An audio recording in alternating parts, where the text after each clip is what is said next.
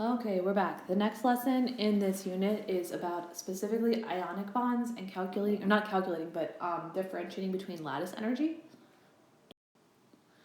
So to review what's going on with ions, as you go down a group, you're going to increase the ionic radius because you're adding PELs. Right, so sodium or lithium, both of them are going to lose that outer valence electron to become positive ions, but you see the lithium only has one PEL left, sodium has two, so sodium's ionic radius is going to be bigger than lithium's. And across a period, charges are involved and the electron configuration, so it'll be easy to tell though what's larger, what's smaller.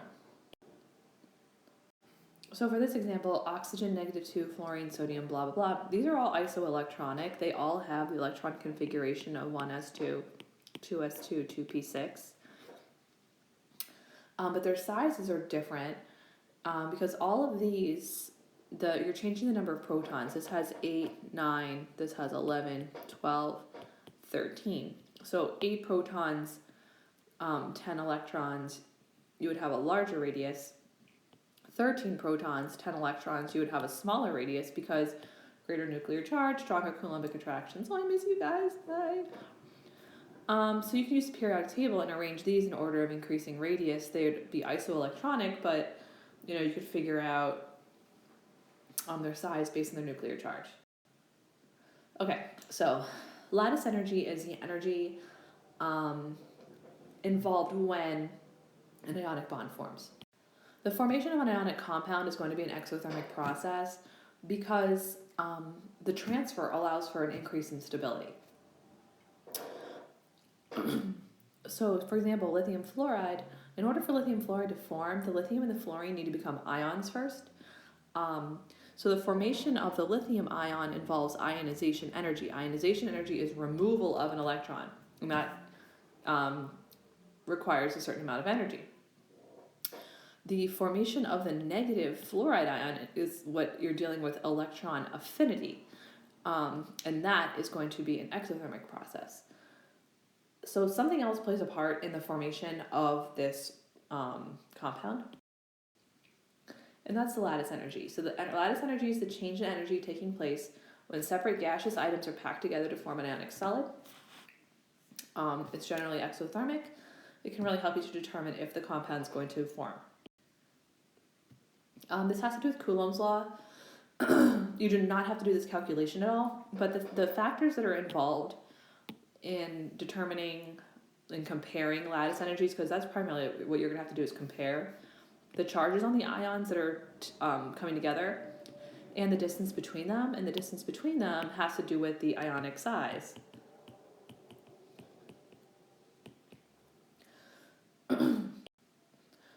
So again, you do not need to do this calculation at all. So, but the thing is, what's going to change this amount of lattice energy is either going to be the charges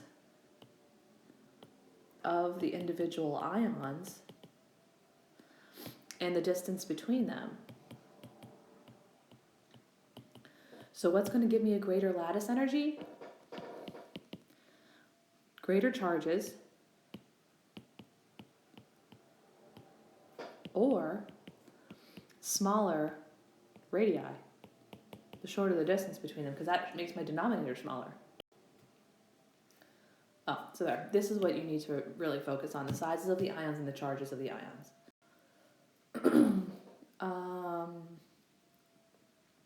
Okay, so this talks about the interaction between the ions.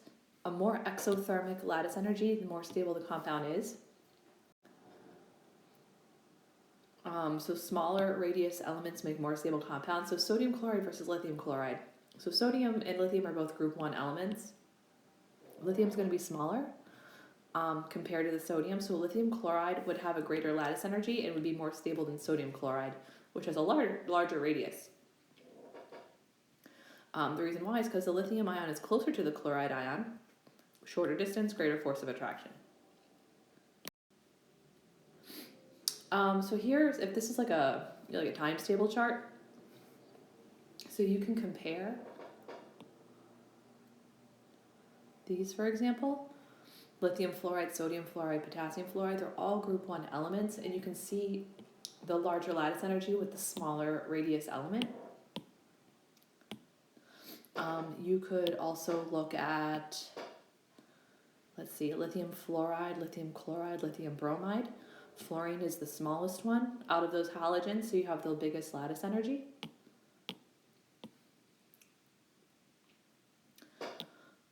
And then when you get into things like charge, let's see, let's look at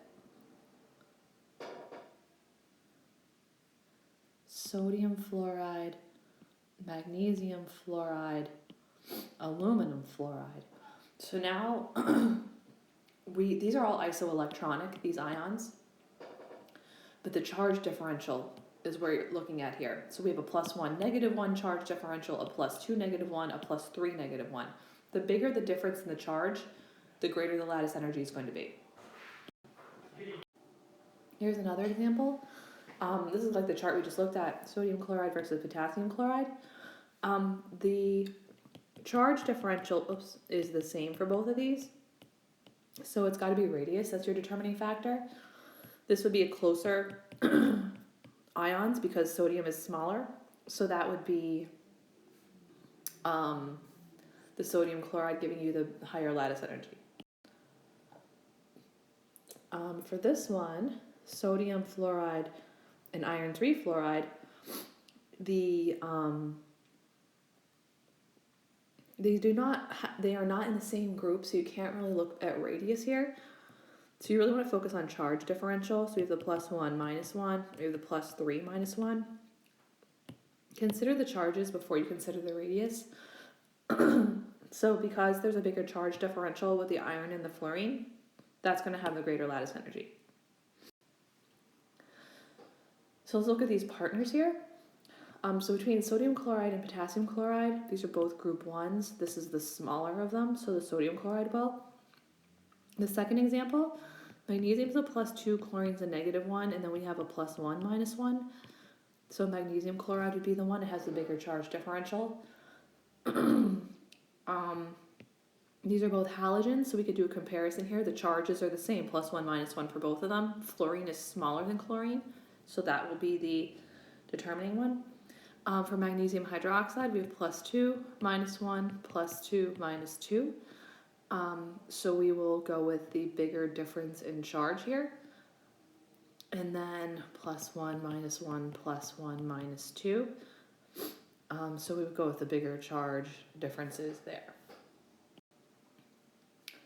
Melting point increases, that should be as charge of ions increases and as distance decreases. You can make predictions about melting points of different compounds. So the higher the lattice energy is, the harder it's going to be to melt the substance because they're attracted to each other more. So greatest melting point would be this one because these are both halogens, but this is a smaller one. Here, +2, -1. Would be this one because we have the bigger charge differential. And here we have +1, -1, we have +2, -1. We want to look, these are in the same group, these are not in the same group. We want to look at difference in charge. Wait, no, hold on. Greatest melting point, yes.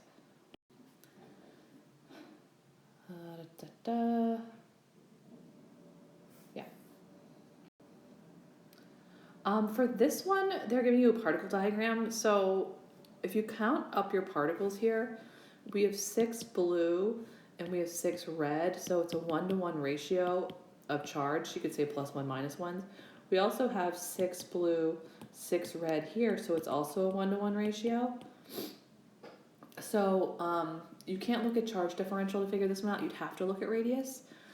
Because these have the smallest blue one. The red ones are all the same size in both samples, but because this blue or purple one has a smaller radius, they're going to be closer together and have the stronger force of attraction here.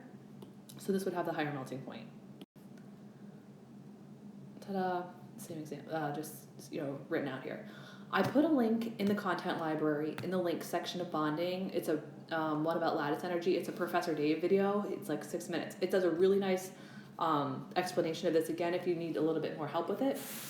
Your assignment for this is in worksheets, the worksheet lessons 1 through 4. It's page 4, number 1. It's the only lattice energy question on there, just to get you another example of that. So I hope that was helpful, and hear you something soon.